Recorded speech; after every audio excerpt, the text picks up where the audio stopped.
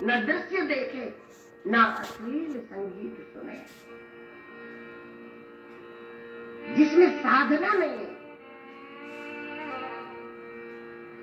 जिसमें सरस्वती की कृपा नहीं है, उस प्रकार का जो विकृत संगीत, केवल नाच गाना, उसके अलावा कुछ नहीं।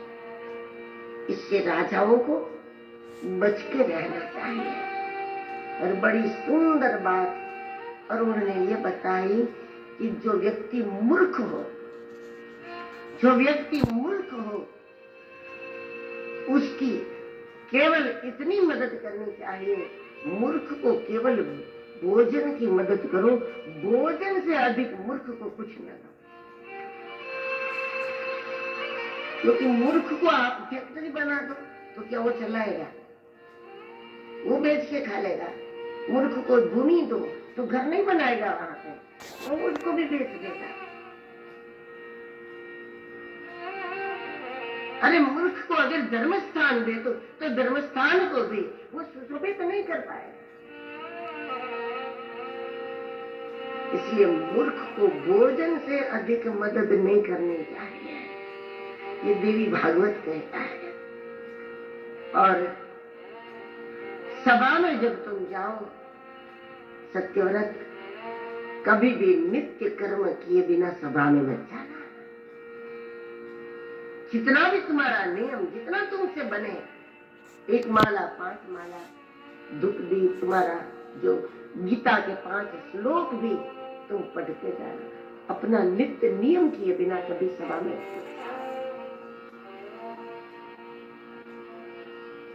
समय समय पर गायों का दान करो, गाय का दान भी दिव्य है, और गाय के लिए दान करे वो भी गोदान है।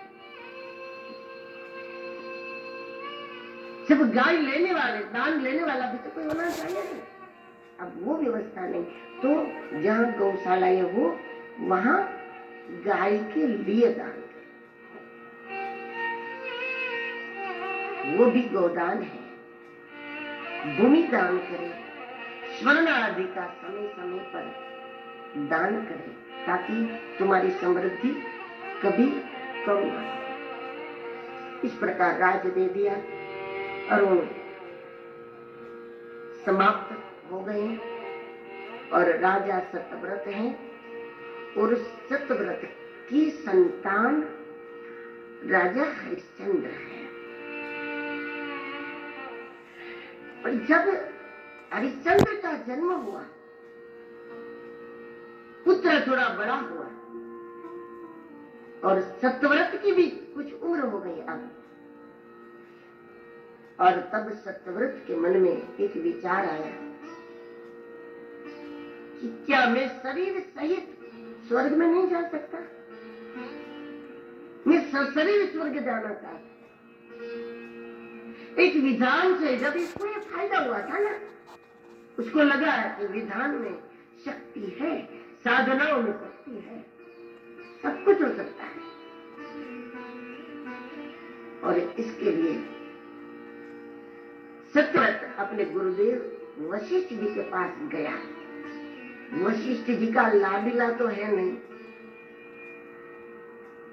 ये तो अरुण ने प्रार्थना की थी और लाना पड़ा सत्यव्रत को। उनका कोई प्रिय पात्र तो है नहीं। और ऐसे में सत्यव्रत ने जाकर वशिष्ठ जी से कहा कि मैं सशरीर स्वर्ग जाना चाहता हूँ, शरीर छोड़ के स्वर्ग नहीं, शरीर सहित जाना चाहता हूँ। आप मुझे अनुष्ठान कराओ, इसके लिए आप मुझे मंत्र दो, इसके लिए कोई तपस्या करनी पड़े, आप मुझे बताओ। अब मेरा बेटा हरिश्चंद्र थोड़ा ठीक हो गया, वो जिम्मेदारी उठा सकता है, अगर कुछ करना पड़े मैं कर सकता, मुझे कोई विधान दो, मैं सशरीर स्वर्ग चाहता हूँ।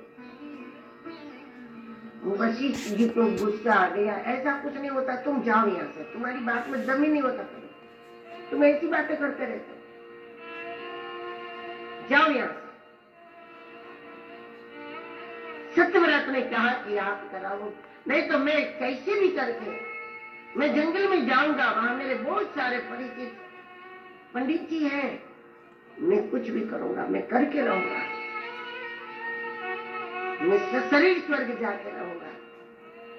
ये सुनकर वशिष्ठ जी को और गुस्सा हुआ और उन्होंने कहा कि तुम पिशाच हो जाओगे, श्राप दे दिया, तुम पिशाच हो जाओ। अब उनका शरीर बिल्कुल भयानक होने लगा, उसकी चमड़ी, उसके बाल, उसका हाव भाव, उनकी आंखें सब बदल भयंकर होने लगा, पिशाच की आकृति हो गई धीरे धीरे।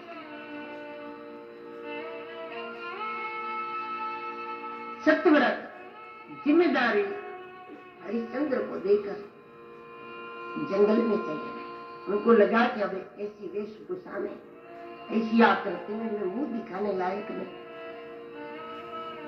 फिर से वो जंगल में चले गए। राजा यहाँ हरिश्चंद्र है, लेकिन जब जैसे ही जंगल में सत्यव्रत गए और सत्यव्रत को वहां पर विश्वामित्र जी का मिलन हुआ, वहां विश्वामित्र जी मिल गए और विश्वामित्र जी उस समय तपस्या में थे जब अकाल था। उनकी तपस्या के कारण बारिश अच्छी हो गई थी। कम से कम 12 वर्षों के बाद विश्वामित्र जी बारिश हो जाने से अपने कुटिया की ओर जा रहे थे। ये समझ कर ही जा रहे थे मेरे घर में लाशें पड़ी होंगी, यही समझ के जाते मेरे संतानों का शरीर पड़ा होगा। लेकिन जैसे विश्वामित्र जी पहुंचे अपने घर, देखा तो सब सुरक्षित, बच्चे सुरक्षित, सुरक्षित नहीं, 5-5 किलो वजन बढ़ गया था सबका। आसपास में रहने वाले सारे ऋषिमुनियों के आश्रमों में सब सुरक्षित, क्योंकि सत्यव्रत ने सबको भोजन कराया, सब सुरक्षित। पत्नी को पूछा, इतने भयानक अकाल में कैसे जीवित रह गए सब? पत्नी ने बताया कि सत्यव्रत ने हम सबको भोजन कराया, दूर जाना पड़ा, गया छोड़ करना पड़ा, हमारे लिए किया। उसने इतना अन्नदान किया, हम सबको भोजन कराया, सब जीवित रह गए। हमने पाया भी और हमने बांटा भी अन्न को। तब विश्वामित्र जी के मन में एक बात आई, जब अवसर आएगा मैं अपनी तपस्या की योग शक्ति से सत्यव्रत जो चाहे वो मदद में एक बार उसकी करूंगा। फिर से पिशाच रूप में सत्यव्रत का जंगल में आना और वहीं पर विश्वामित्र जी का मिलना। और सत्यव्रत विश्वामित्र जी से कहता है कि मैं सदैव स्वर्ग जाना चाहता हूं, क्या ऐसा संभव है? विश्वामित्र जी ने कहा कि आपने हम पर जो उपकार किया है, मैं अपने जीवन की संपूर्ण तपस्या की शक्ति भी तुमको देने के लिए तैयार हूं। तुम्हारी जो मनोकामना होगी मैं करूंगा। ये संभव है। विश्वामित्र जी ने अपनी तपस्या योग शक्ति का प्रयोग किया और सशरीर स्वर्ग में जाने के लिए सत्यव्रत भूमि से ऊपर उठा और ऊपर उठते उठते उठते उठते जैसे सत्यव्रत आकाश में पहुंचा, स्वर्ग के दरवाजे तक पहुंचा। ये गुरु कृपा, ऐसी उड़ान लगाई, दरवाजे तक पहुंचा। लेकिन इंद्र को पता नहीं था कि इसके पीछे कोई तपस्वी है, गुरु है, इनके पीछे गुरु का बल है। इंद्र को मालूम नहीं था, तो इंद्र ने धक्का लगा दिया, जाओ वापस, ये स्वर्ग है, यहाँ इसी तरह कोई नहीं आ सकता। अब तुम आओ, कल दूसरा आएगा, परसों तीसरा आएगा, ऐसा थोड़ी चलेगा, ये स्वर्ग है। धक्का मार दिया इंद्र ने, दरवाजा बंद कर दिया स्वर्ग का। तो कहा कि जाओ नीचे, धक्का लगाओ। उस वक्त सत्यव्रत उल्टा हो गया और उल्टे सर वो गिर रहा था, नीचे आ रहा था और गिरता हुआ सत्यव्रत अपने गुरुदेव को पुकार रहा था, रक्षा करो गुरुदेव